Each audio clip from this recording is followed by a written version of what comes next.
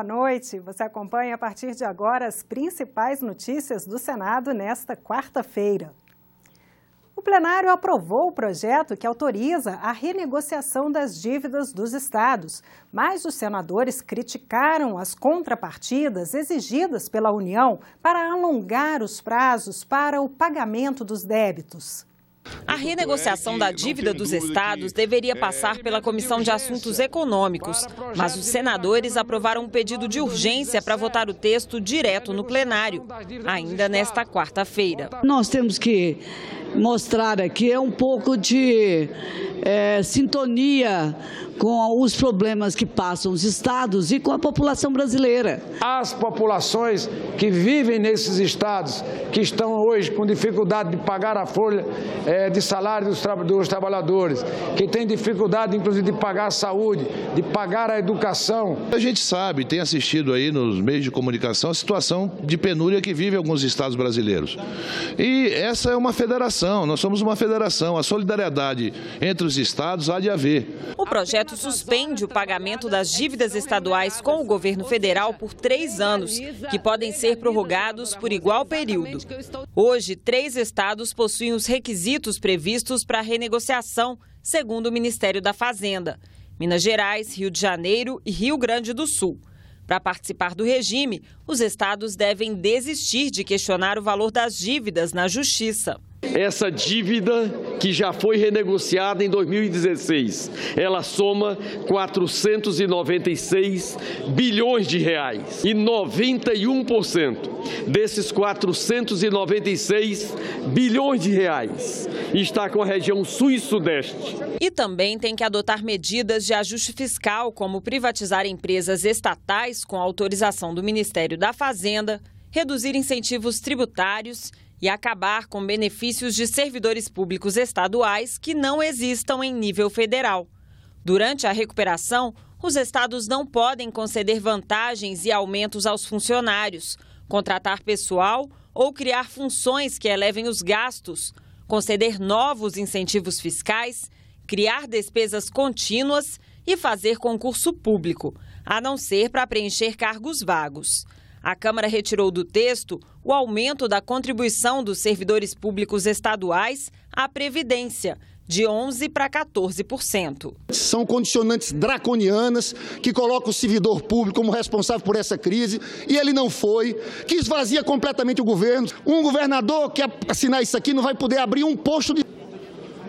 vai estar completamente amarrado. Se você não estabelecer algumas condicionantes nesse acordo da dívida, nós teremos aí um descuido e talvez daqui a 5, 10 anos estaremos de novo fazendo uma nova renegociação para a recuperação fiscal ou financeira dos estados. O líder do Democratas queria adiar a votação para depois que a Câmara analisasse a proposta que valida os incentivos fiscais já concedidos pelos estados. Não é justo que o problema apenas de de 2 estados possam ser superiores à situação dos demais estados da federação. Mas o senador Caiado desistiu do pedido depois que a Câmara se comprometeu a votar a convalidação dos incentivos fiscais na próxima terça-feira. Assim, a renegociação das dívidas dos estados foi aprovada por 56 votos sim e 9 não. Para virar lei, o projeto precisa apenas da assinatura do presidente Michel Temer. O próximo passo é eu chegar agora aqui e para o presidente Michel Temer ver se ele sanciona até sexta-feira isso. Os senadores aprovaram a autorização para que 2 cidades peçam empréstimo ao Banco Interamericano de Desenvolvimento, o BID. Manaus, no Amazonas, pode contratar 52 milhões de dólares para o projeto de expansão e melhoria educacional da rede pública. E Joinville, em Santa Catarina, 70 milhões de dólares para o projeto Viva Cidade. O plenário aprovou ainda a recondução de Simone Sanches Freire para a Agência Nacional de Saúde Suplementar. Uma audiência pública sobre as mudanças que o governo quer fazer na lei trabalhista esquentou os ânimos esta tarde no Senado. Foi durante um debate feito pelas comissões que tratam de temas econômicos e assuntos sociais. O ex-ministro do Trabalho do governo Fernando Henrique Cardoso, Paulo Paiva, acha que o país tem que se preparar para a complexidade da economia digital. Crucial tornar o mercado de trabalho mais eficiente. Uma opinião que levantou muita reação foi a do economista José Márcio Camargo. Ele disse que a CLT incentiva a rotatividade, exclui os pobres e penaliza mulheres e jovens. As regras contratuais são muito rígidas. A CLT exclui os trabalhadores mais pobres do mercado formal de trabalho. Mais de 50% dos trabalhadores brasileiros permanecem na informalidade depois de 80 anos de vigência da CLT. Tem alguma coisa errada com esta lei. A forma como se tem vendido, vamos dizer assim, a reforma trabalhista, ela parte de um pressuposto equivocado do ponto de vista histórico, de que foram os trabalhadores brasileiros, e mais ainda os direitos dos trabalhadores brasileiros, os culpados pelos problemas nacionais. Os sindicatos reclamam que o projeto tem um viés 100% empresarial e que nas reuniões da Câmara só se discutiu a proposta original do governo e não o texto modificado pelo relator e aprovado pelos deputados. Muitas oportunidades se fala, não, muitas audiências foram feitas, muitos debates ocorreram, mas todos eles focados num outro tema. O projeto apresentado está totalmente desfigurado. Sindicatos também criticaram a decisão do relator no Senado de não fazer mudanças no texto. Alterações fariam com que a proposta tivesse que voltar para a análise dos deputados. Será que é possível essa estrutura tão fundamental não se sensibilizar para que se possa ter alterações nos procedimentos aprovados na Câmara? O relator da reforma trabalhista na Comissão Especial da Câmara afirmou que a mudança vai tirar os informais da margem da lei.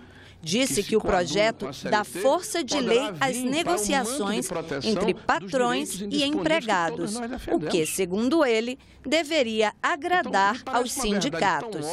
No pior ano que aconteceu agora, que foi 2016, onde houve, assim, eu diria, o pico mais grave da crise econômica, essas negociações foram, mesmo assim, quase 50% acima ou igual do INPC. Então, os dados estão aqui mostrando que a negociação, ao contrário do que dizem, não fragiliza o trabalhador. A reunião foi tensa e, quando estava perto de acabar, houve bate-boca. Todas as mudanças que aconteceram no nosso país, a começar pelas questões constitucionais, que é a nossa lei maior, aconteceram com a ruptura no processo democrático. Vou lembrar apenas as últimas, de 67, né? E a de 1988. Que bom que Vossa Excelência admite. Nós estamos... Admite que é ruptura, né? Ah, sim. Há uma ruptura, senador Lindenberg. Sabe qual é a ruptura? O governo de Vossa Excelência gerou 13 anos de descalabro econômico nesse país. Esse senhor insignificante, que está aqui para prejudicar trabalhadores, eu vou me retirar dessa sala para não estar presente junto desse senhor. O senhor insignificante. O senhor vai entrar para a lata do lixo da história. O senhor é muito significante. Vossa Excelência tem uma história linda. O senhor está em história linda. Senador Cara Pintada, pode sair, Cara Pintada. Vamos... Está suspensa a sessão. A cobrança por bagagem despachada pode baixar tarifas e atrair mais passageiros. A afirmação foi feita pelo presidente da ANAC em audiência pública da Comissão de Defesa do Consumidor. Mas a nova cobrança foi criticada pelos representantes dos passageiros. Desde dezembro do ano passado, tem sido um vai e vem jurídico, quando a ANAC publicou uma norma autorizando as companhias aéreas a cobrar por bagagem despachada. A última decisão saiu no fim do mês de abril e a cobrança voltou a valer. O presidente da Associação Brasileira das Empresas Aéreas explicou que hoje mais da metade dos brasileiros viajam sem despachar a bagagem, mas pagam por isso. 55% dos passageiros viajam sem bagagem nesse país, ou no máximo viaja com uma mochilinha. Não seria justo fazer com que aquele que não transporta bagagem pagar por aquele que transporta bagagem. Tem uma empresa na Inglaterra que ela cobra a ida ao banheiro. É uma opção, o passageiro escolhe, o passageiro tem que ter o direito de escolha. Nos Estados Unidos, nos voos domésticos, as empresas cobram para a primeira mala. Quer dizer, são níveis de serviço, são que o passageiro vai escolher de acordo com o seu bolso. O representante da associação que defende os direitos dos passageiros de transporte aéreo não acredita na promessa de que o preço da passagem vai cair para quem não despachar bagagem. O custo dos bilhetes varia muito, isso para o livre mercado é ótimo, mas como a gente vai ter garantia de que o preço vai diminuir, como prometem as companhias, se ninguém sabe o preço do bilhete? Os consumidores brasileiros, eles confiam na ordem jurídica posta e não confiam no mercado. E eu acho que os senhores devem saber disso. Os consumidores não confiam no resultado prático que o mercado vai adotar após a mudança dessa regra. O presidente da ANAC lembrou que a norma vem sendo discutida desde 2012 e citou exemplos de países onde a flexibilidade dada às companhias aéreas gerou preços mais acessíveis. E se eu não quiser levar a bagagem? Eu não quero. Será que eu não posso ter o direito a uma passagem mais barata? A norma está em vigor e o que nós vemos, companhias estabelecendo tarifas e dizendo, olha, você que não quer levar, vai ter um desconto. Algumas companhias aéreas já definiram quando irão iniciar a cobrança e de que forma ela será feita. Enquanto isso, tramita aqui no Congresso Nacional um projeto de decreto legislativo de autoria do senador Humberto Costa, que susta exatamente o artigo da norma da ANAC que prevê a cobrança por bagagem despachada. A matéria já foi aprovada pelo Senado e agora aguarda votação na Câmara dos Deputados. O que vai acontecer é o que sempre acontece no Brasil no momento em que você dá ao empresário a possibilidade de ele ter, vamos dizer assim, ou uma desoneração ou uma possibilidade de uma renda incremental. O que vai haver, ele vai incorporar a sua margem de lucro, isso aí, e os preços vão continuar os mesmos e nós vamos começar a pagar um adicional que antes não pagaríamos. A situação de 3 BRs que passam por Rondônia e Mato Grosso será tema de audiência pública da Comissão de Infraestrutura nesta quinta e sexta-feira. A repórter Sabrina Manso está em Vilhena, em Rondônia, e tem mais informações. A Comissão de Infraestrutura do Senado vai se reunir nesta quinta em Vilhena, Rondônia, e na sexta em Juína, no Mato Grosso, para discutir a situação de 3 BRs que cortam os dois estados, a 174, a 364 e a 435. Durante a manhã e a tarde desta quinta, uma comitiva de senadores vai percorrer trechos dessas estradas. E a TV Senado já está aqui em Vilhena para acompanhar a diligência e as 2 audiências públicas. Você terá outras informações a qualquer momento na nossa programação e também na página da TV Senado na internet. Muito obrigada pela companhia, uma ótima noite e até amanhã.